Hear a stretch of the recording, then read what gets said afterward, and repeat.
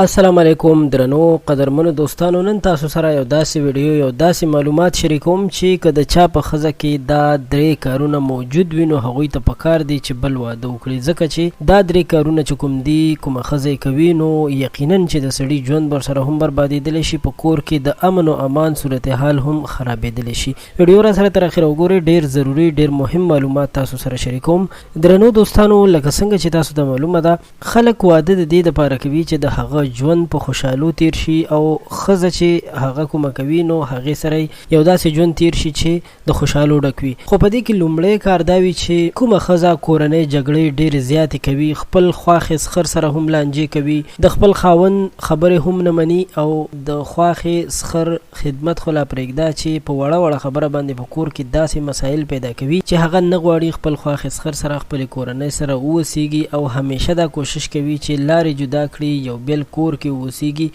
او د خاوند خپلوانو سره یا رشته دارو سره رشتې پرېږدي. او دویم هغه کار چې ښځه کوي چې خاوند ته اهمیت نه ورکوي. د خاوند ته اهمیت نه ورکولو مقصد دا دی چې خاوند یې کور ته راځي نو دا هیڅ د خوشحالۍ احساس نه کوي، خاوند سره هم لانجې کوي، د خاوند د هغه د صحت نه زیات د هغه د موجودیت نه زیاتې د هغه په تنخوا باندې کار وي، هغه غواړي چې خاوند مې ماته پیسې زیاتې راکړي او یا د هغه تنخوا دې ما سره وي، د هغه پیسې دې ما سره وي. خو د هغې برعکس خاوند ته هیڅ اهمیت نه ورکوي، نه ورته خاوند د خاوند په شان ښکاري او هر وخت خپله منماني کوي، خپلې خبرې په خپل خاوند باندې مني، د خاوند مجبورۍ ته نه ګوري. نو داسې ښځې هم اصلاح کول پکار دي، که نه اصلاح کېږي نو پکار ده چې سړی دویمه ښځه وکړي. او دریم هغه کار چې ډېر زیات ضروري دی د خپل کور خیال ساتل. ځینې ښځې داسې وي چې هغوی د خپل کور خیال نه ساتي. د خپل کور د خیال نه ساتلو نه مقصد دا دی چې د چا بچي وي خپلو بچو ته وخت نه ورکوي، خپلو بچو سره د کور وخت